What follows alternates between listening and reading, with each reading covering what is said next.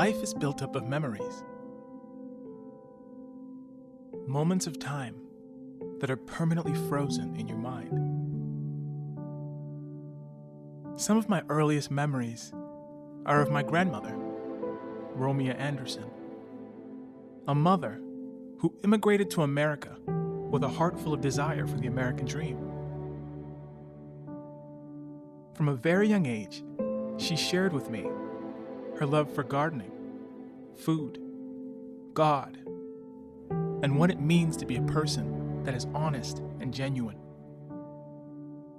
But on February 8th, 2007, the woman who made such a large impact in my life died of cancer.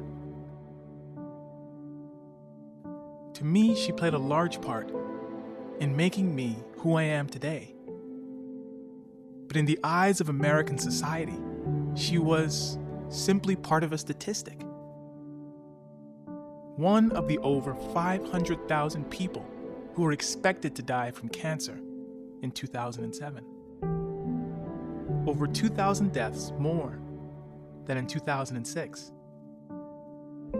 And almost 50,000 deaths less than in 2019.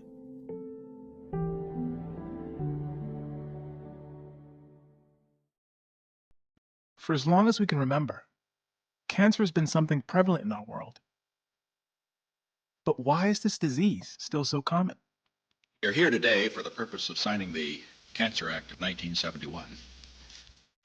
After almost 5 decades since Nixon declared war on cancer, we've seen some of the biggest discoveries in cancer research and treatment.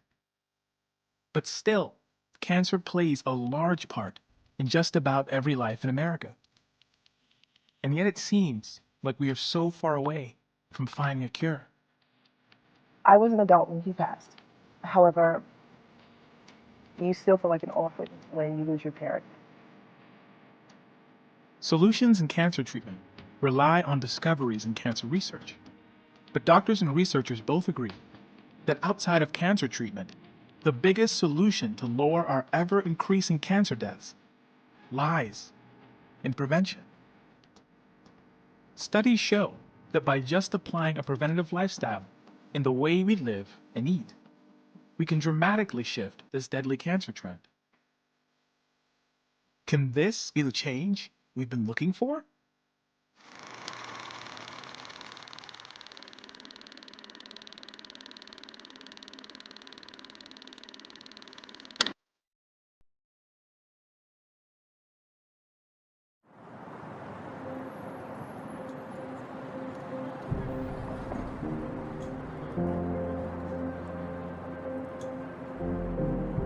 The United States of America. Home of great sports. Gigantic landmarks. Gargantuan cities. And a nation with one of the highest cancer rates in our world today. In fact, according to the American Cancer Society, over 1,600 people are expected to die from cancer today. For years, people have lived in fear of cancer, many connecting cancer with pain and an untimely death. Cancer. It can start, they say, almost unnoticeably. And then it grows and grows. A horror that never stops. Is it contagious? Marie Curie, the first woman to win a Nobel Peace Prize, said something extremely profound about fear. She said, "Nothing in life is to be feared. It is only to be understood. Now is the time to understand more, so that we may fear less." Fear of something stems from the unknown. With our ever-growing fear of cancer, do we really understand what cancer is? What is cancer? I just see cancer as a loss of regulatory control. Human cells and the organisms are very complex organisms, and they work through a highly integrated network of regulation. And as we get older, especially, those regulatory controls break down. And one manifestation of that is cancer. Cancer is basically cells that have a DNA damage. They've gone rogue, they've escaped the vigilance of the immune system, and they've created their own little community. Cancer cells are really smart. Number one, they stop communicating with other healthy cells. Number two is that they create their own blood flow so they can gain all kinds of nutrients. Number three, they create an enzyme called nagalase that actually puts your immune system to sleep. And number four, they secrete a protein called survivin that keeps them from going through the natural cycle of birth through death. So they escape death. They're resistive to death. See, a lot of people think cancer is a disease of whatever organ or tissue that's being affected. So if they have prostate cancer, they think it's a problem with the prostate. If there's breast cancer, a problem with the breast. But really, it's an immune system issue. And so naturally, our body we're always producing abnormal cells. Every single day, it's a product of metabolism. This is part of every single one of us, our normal physiology. So we're all developing these abnormal cells. However, our immune system naturally hunts them out and destroys them before they are able to grow out of control. However, somebody that has cancer, their immune system is weakened, and their immune system is unable to identify these abnormal growths. And so over time, the abnormal growths are able to grow and grow and grow without being checked. And so over time, the tumor size gets larger and larger and larger until finally it starts to really fully disrupt physiology to where they may have symptoms, they may notice certain growths, certain blood tests may show elevated biomarkers. You may be able to see it on something like a mammogram or something like that, or an X-ray. But that's literally 10 to 15 years down the road of development at a minimum. So cancer is really an immune deficiency that's been going on for an extended period of time, and it's allowed these abnormal growths to grow and expand unchecked.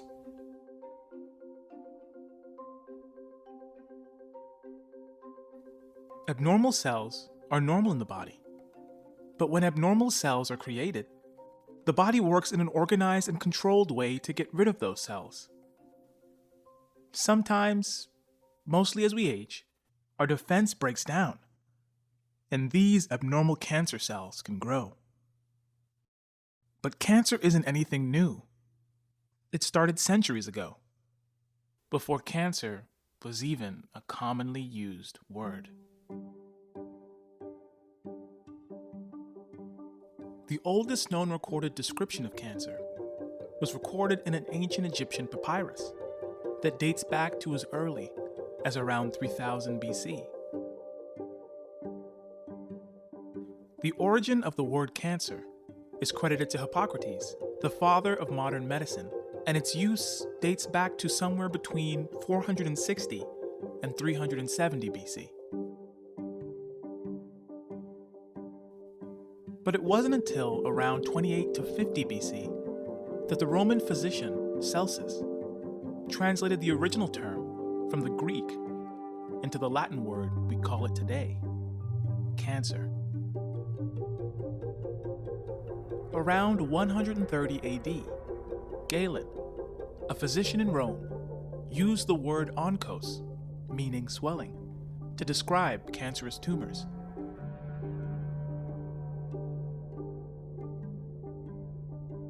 In 1829, Joseph Reckheimer recognized the spread of cancer and called it metastasis.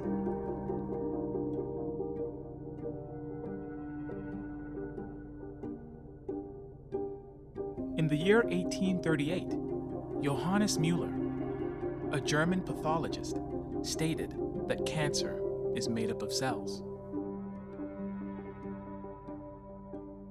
In 1964, the U.S. Surgeon General's report estimated an undeniable link between smoking and cancer. In 1971, President Nixon declared war on cancer. Today, almost 50 years later, researchers are still making discoveries, but our cancer rate is still going up. Since 2016, 1 out of 2 men and 1 out of 3 women will have cancer in their lifetime, and rates are expected to increase by 2030.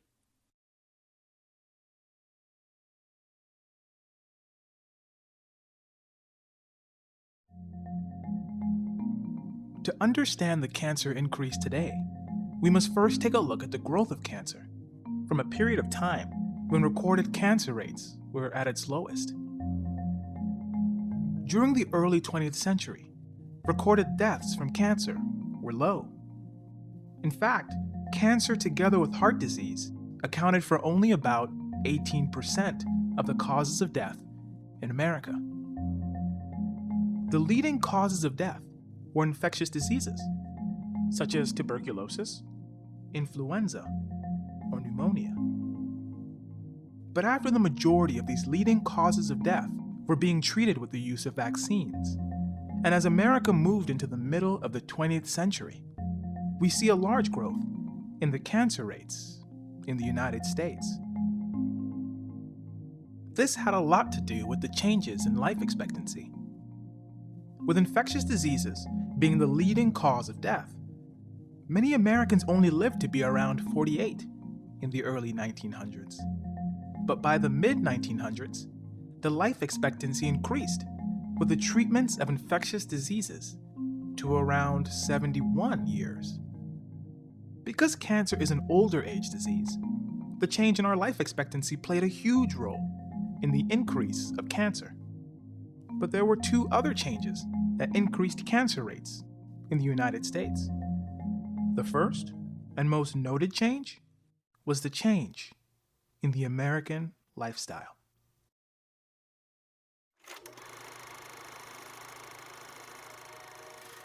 In the late 1800s and early 1900s, very few American families lived in cities. In fact, the majority of American families lived on farms. Each member of the family would work together, doing different duties all needed for day-to-day life, including farming their own food and bartering with their neighbors. As American society moved from rural farm life into the cities toward the approach of the mid-20th century, the diet wasn't based on what they could grow or barter. The American diet was based almost entirely on convenience. Following World War II, families no longer were limited on eating what they could grow, hunt, or barter. Families now bought what they ate. Men and women leaned more towards easy-to-make meals that were cost-efficient. TV dinners, hot dogs, and hamburgers flooded the American diet. And over 40 years later, these changes still affect us today.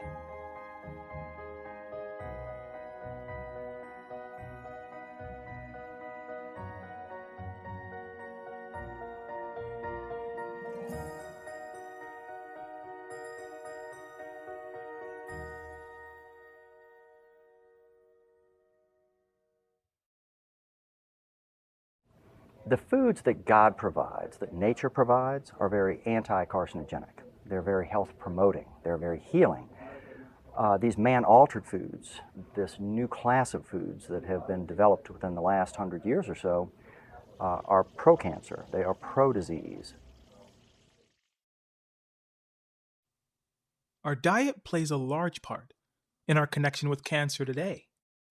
What we eat makes up our cells that make up us. The American diet is full of additives that give it the flavors and tastes we love. One of the most addictive additives is sugar, and it can be found in most of what we eat today. The American Heart Association breaks sugar down into two different types: natural sugars and added sugars. Natural sugars can be found in two forms: fructose, which are sugars found in fruits, and lactose, which are natural sugars found in milk. Natural sugars are important because they provide essential nutrients that keep the body healthy and prevent disease. But added sugars don't share the same benefits. Added sugars are sugars that are added to foods and drinks while they are being made. Originally, the sugar is found in sugarcane or sugar beets, are extracted, and then used to create either table sugar which we use to sweeten items like coffee, tea, and cereal. Or food manufacturers use those sugars to add flavor to foods and beverages, including crackers, flavored yogurt, ice cream, and even salad dressing. The body metabolizes the sugar in fruit and milk differently than how it metabolizes sugar added to processed foods. The fiber in fruit slows down metabolism as fruit in the gut expands to make you feel full. Added sugars are digested quickly, which makes you not feel full even after eating. Many items that we eat every day are loaded with added sugars.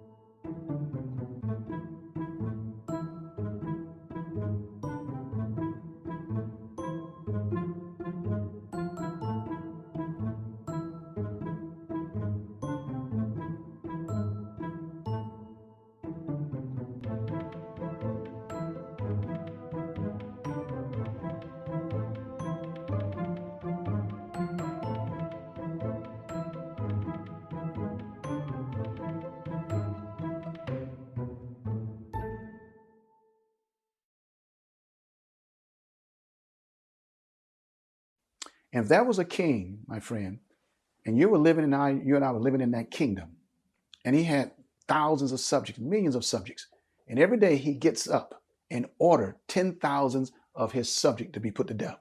And you one of those subjects, I one of those subjects, and I could not get out of that kingdom. I could not escape. And so we know this man, he's killing thousands of his subjects every day. What would you think about that king? You think that guy is sane?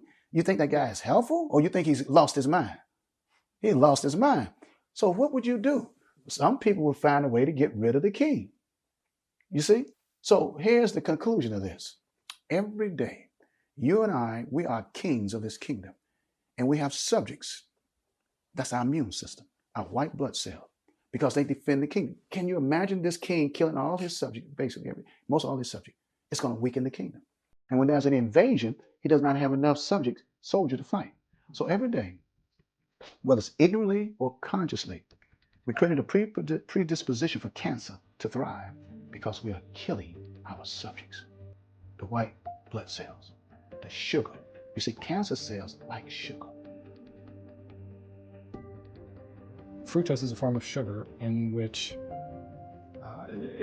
tumor cells have a preference for fructose. That's their preferred form of fuel. The prevalence of high fructose corn syrup in our foods, in processed foods specifically, is rather concerning to me.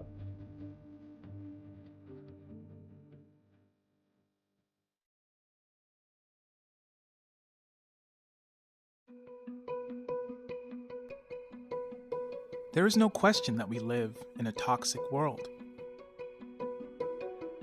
The International Agency for Research on Cancer, a part of the World Health Organization, have evaluated over 900 likely cancer-causing chemicals in the past 30 years.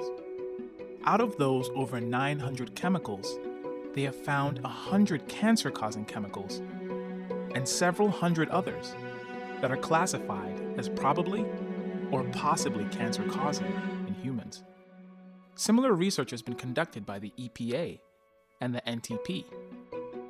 These cancer-causing chemicals, also called carcinogens, include toxicants like tobacco smoke, X and gamma rays, and aflatoxins.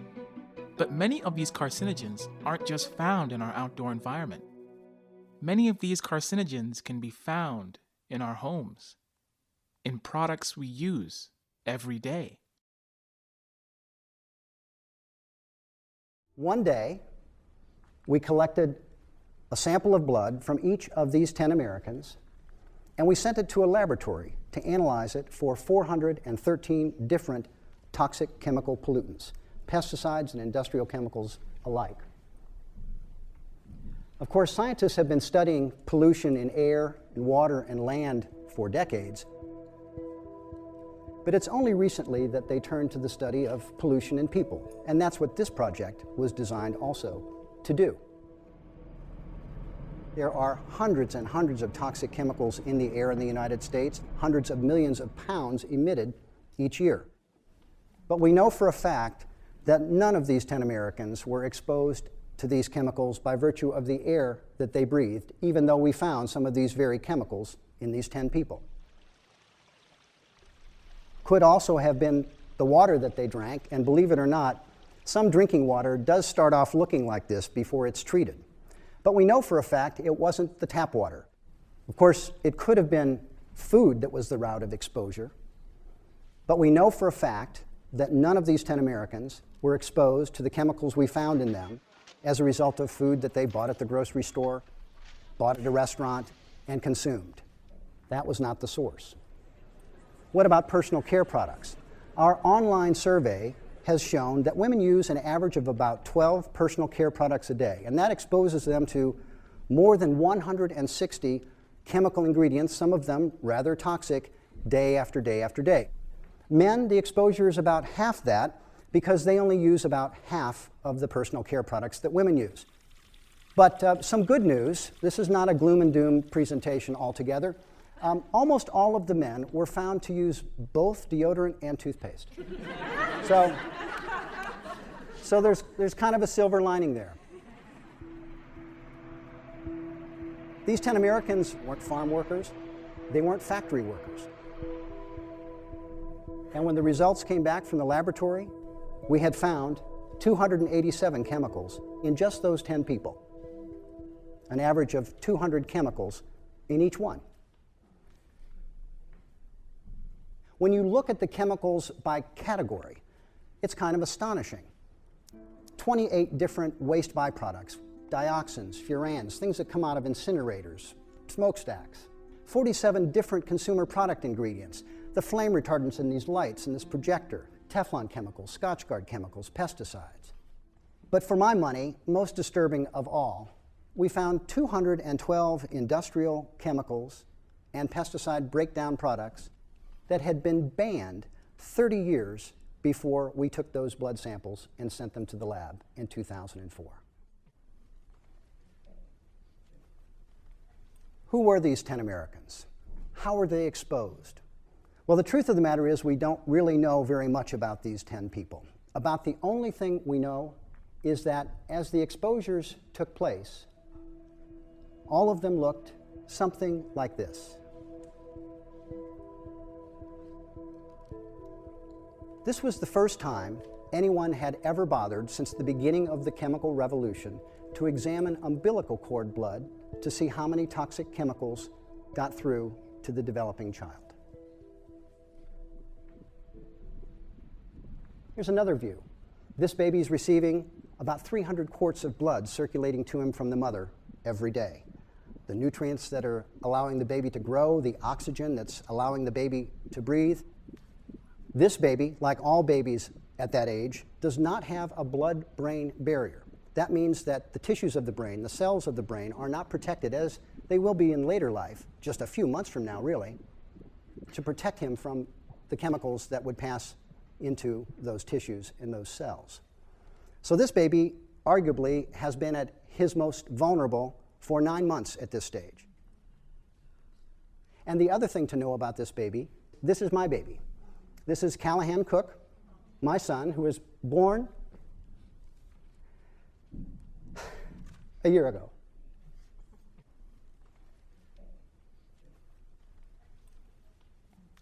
Pediatricians and scientists hoped that babies were protected from toxic chemicals because the chemicals were filtered out by the placenta. Our study showed, disturbingly, that that's not the case. Industrial pollution begins in the womb.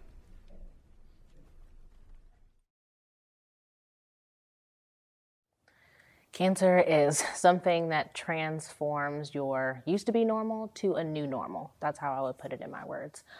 So for kids who are diagnosed, I would say they go from knowing their friends in classrooms and being able to play on the playground to all of a sudden knowing their medications by heart and knowing their doctor's names and having to go to the clinic every week. So it's a new normal for sure.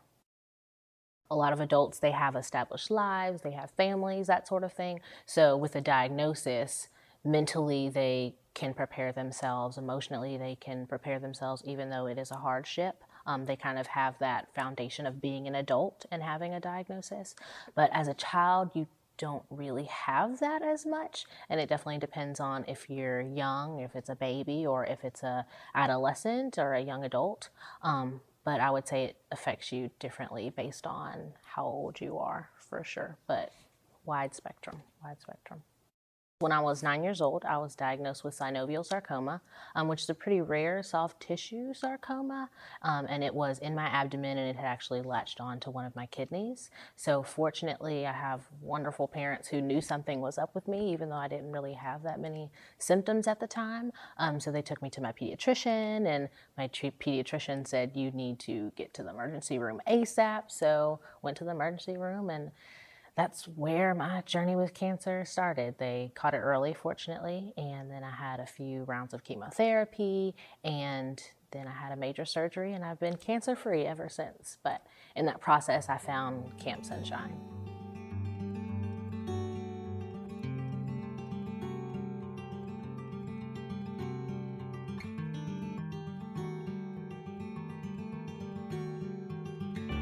I am the Executive Director of Camp Sunshine, and Camp Sunshine provides experiences for children with cancer and their families. We started our first summer camp in 1983, and we started out just as a camp for children with cancer, and we had about 38 children and a handful of volunteers that very first summer.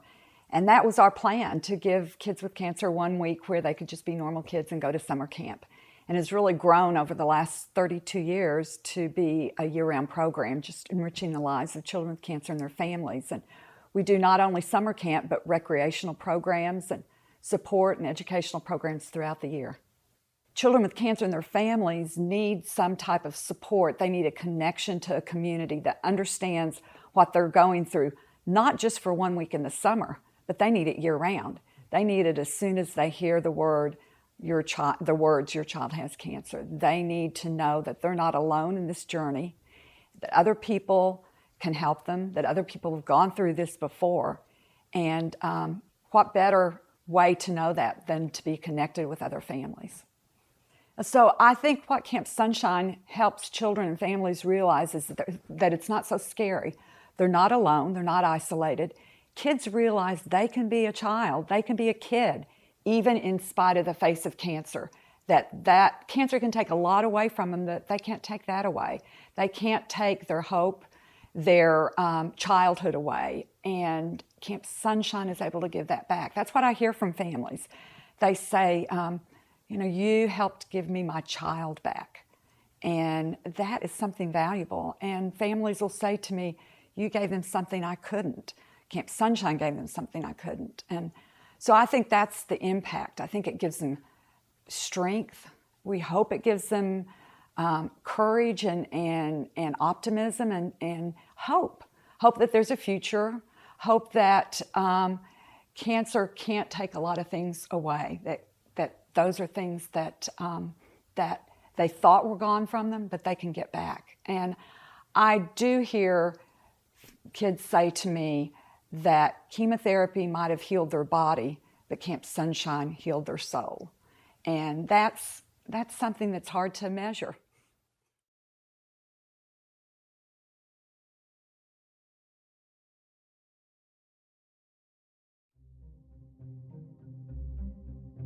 When we think about cancer, we tend to think about it as one disease. But there is not one type of cancer, but more than 100. Types of cancer are usually named from the organs or tissues where the cancers form. For example, lung cancer starts in the cells of the lung, and brain cancer typically starts in the cells of the brain. Cancer can also be described by the type of cells that form them, like carcinoma or a sarcoma. With so many different types of cancer, there are a wide variety of ways that they can be treated. The three most common forms of cancer treatment are surgery, radiation therapy, and chemotherapy. Surgery is used to prevent, diagnose, stage, and treat cancer. Typically today, the process of cancer surgery begins with a biopsy. This is done for most types of cancer. Here, part of tissue or a sample of cells is cut out of the body so that it can be analyzed in a laboratory to understand the stage in which the cancer has progressed. Outside of diagnosing cancer, some other ways that surgery is used is in curative surgery, when cancer is found in only one part of the body, and it's likely that all of the cancer can be removed. Debulking surgery, which is used to remove some but not all of the cancer.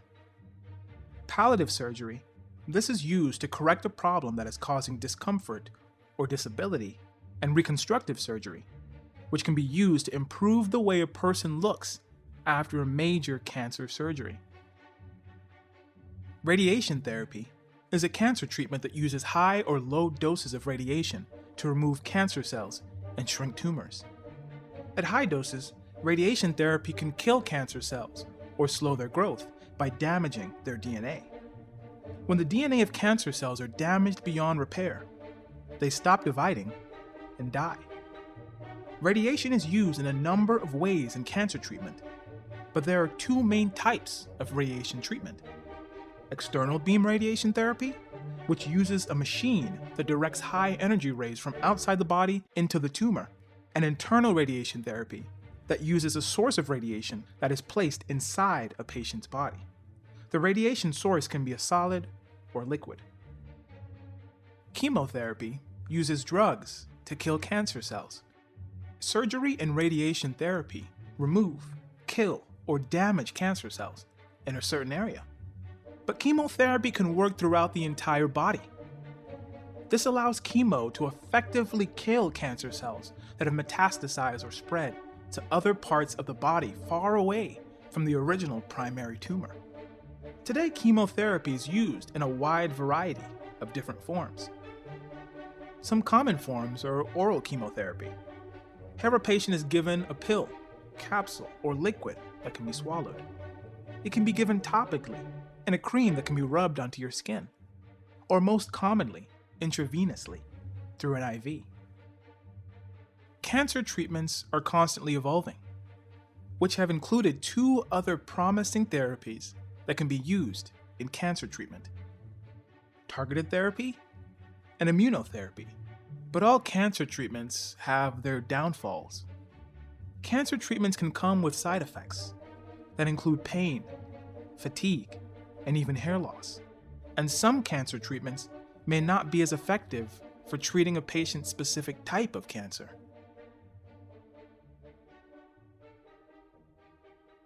My dad, he actually died from pancreatic cancer. I did not find out that he had pancreatic cancer until he slipped into a coma, and 30 days later he passed away from it.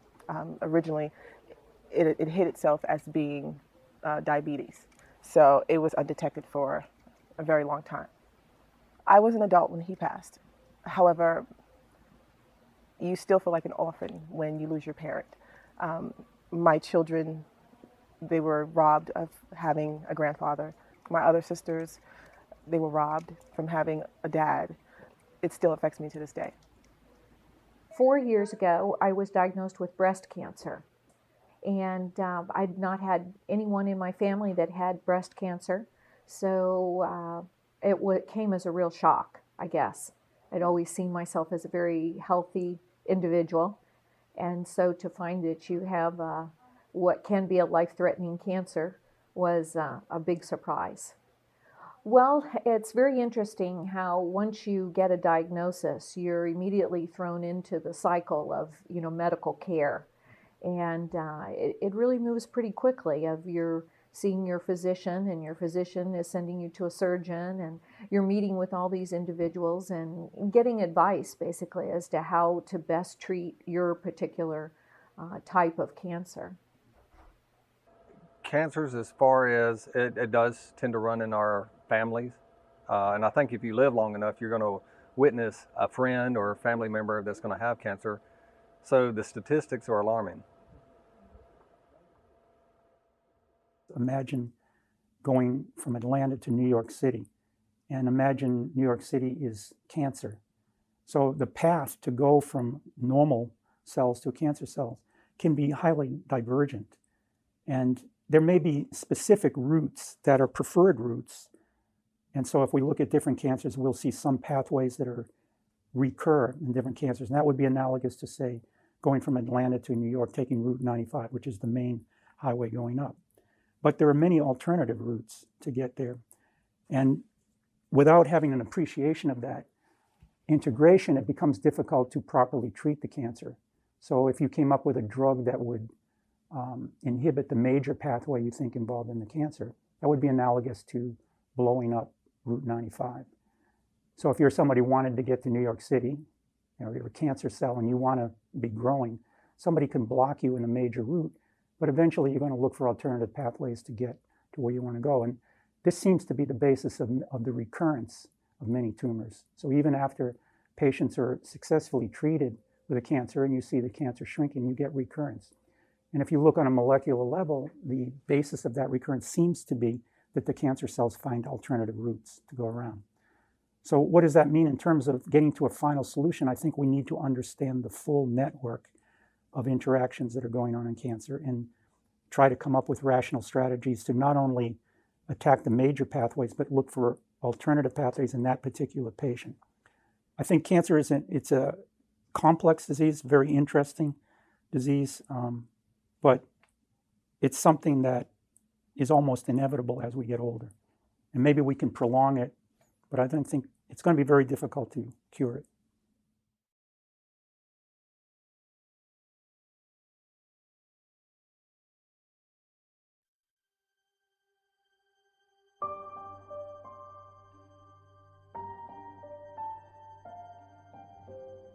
Finding a complete cure for cancer is a difficult task.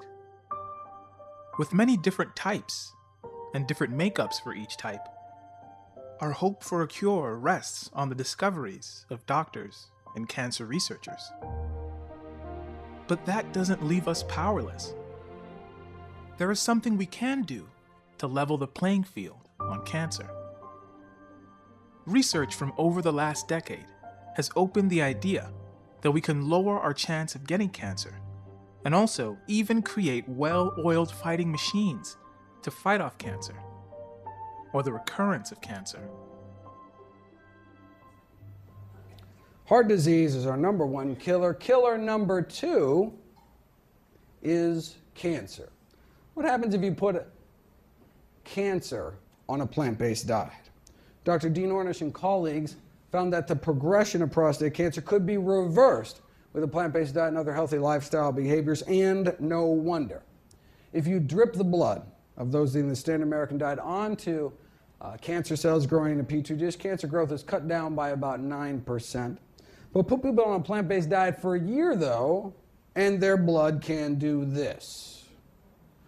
The blood circulating throughout the bodies of those eating plant-based diets has nearly 8 times the stopping power when it comes to cancer cell growth. Now, this is for prostate cancer, the leading cancer killer specific to men and women. It's breast cancer.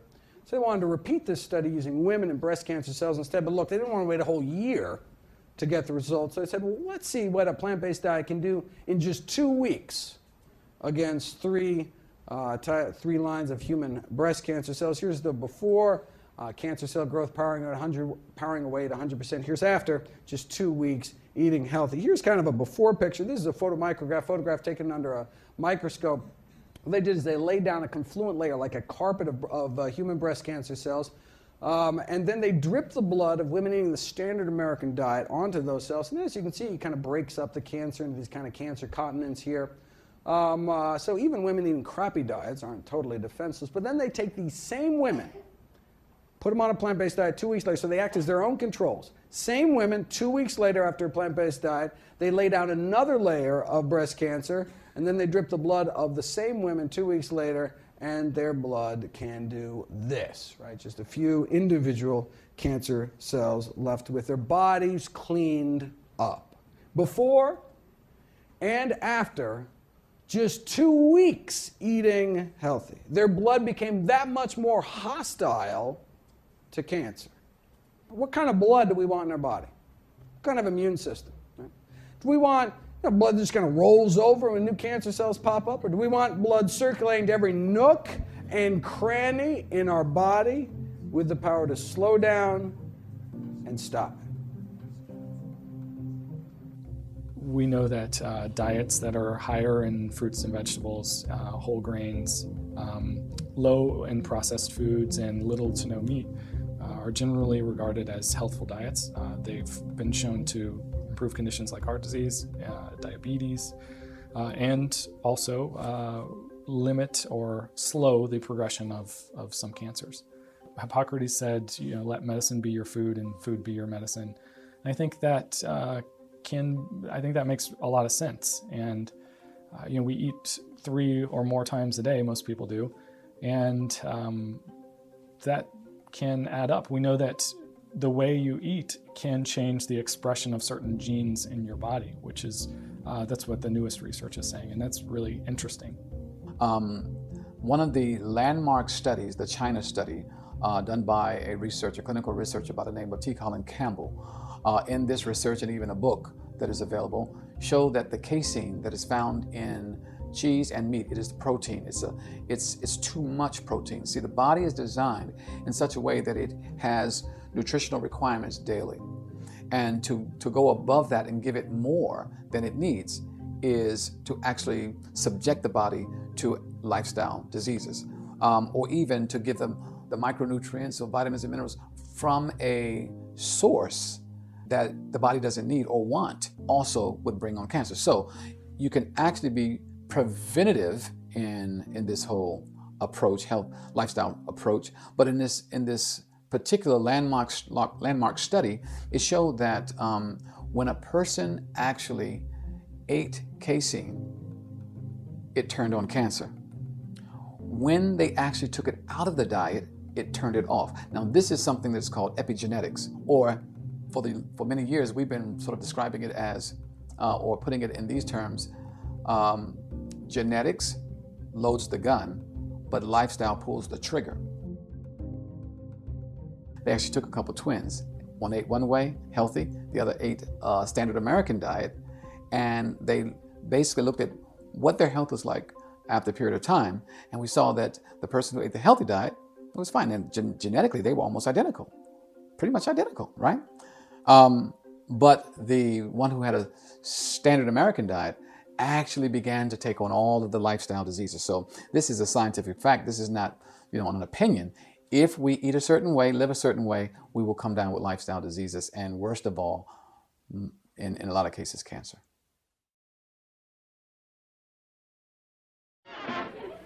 I'll tell you a story you'll never forget.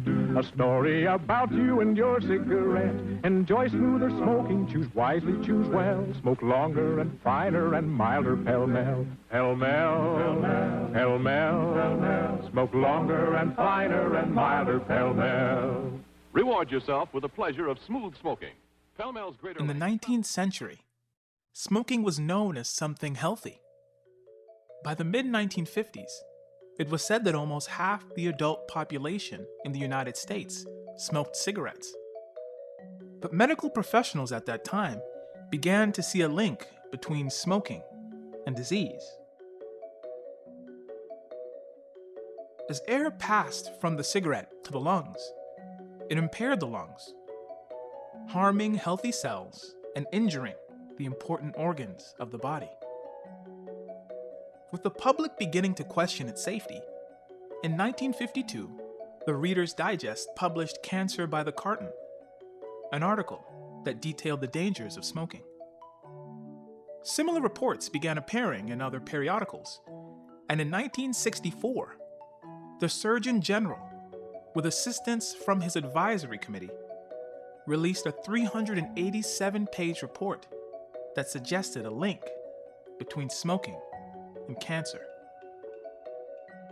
By 1965, Congress passed the Federal Cigarette Labeling and Advertising Act, requiring the Surgeon General's warning to be posted on all cigarette packages. In 1971, all broadcast advertising was banned. By 1990, smoking was banned on all interstate, buses, and domestic air flights lasting 6 hours or less. And in 1995, President Clinton announced the Food and Drug Administration's plan to regulate tobacco, especially sales and advertising aimed at minors. The public can lead on change. The same way the public impacted smoking is the same way we, the public, can impact cancer by our diet and lifestyle.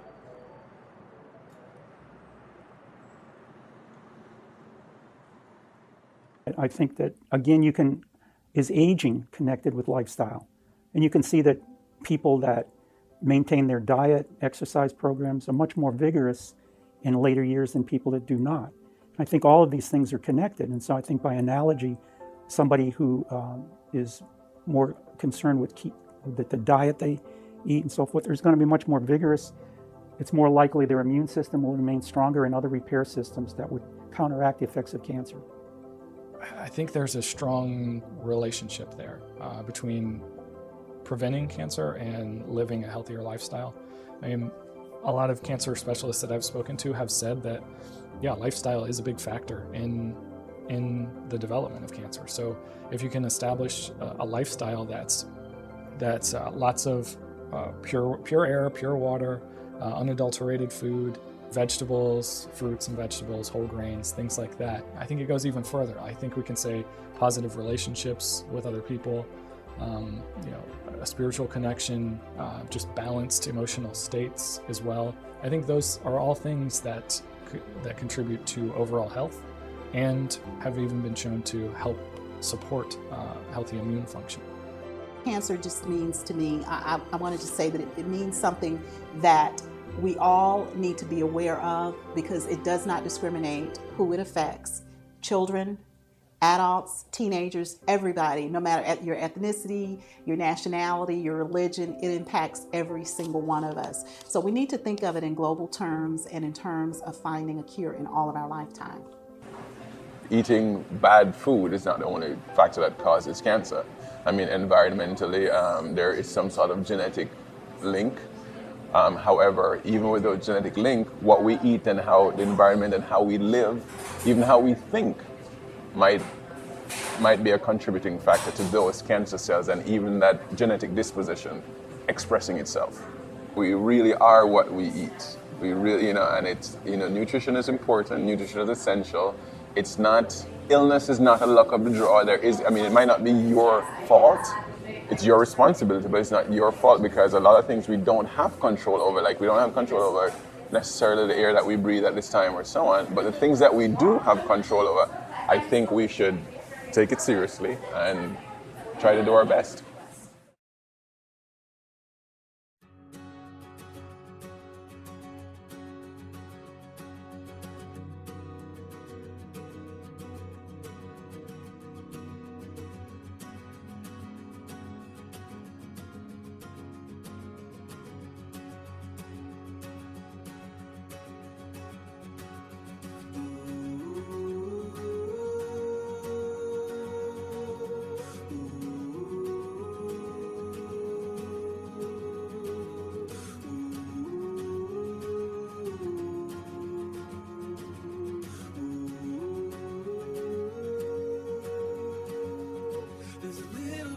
sunshine in all you do. There's a little bit of sunshine breaking through. Every little rain cloud envies you. There's a little bit of sunshine in all you do.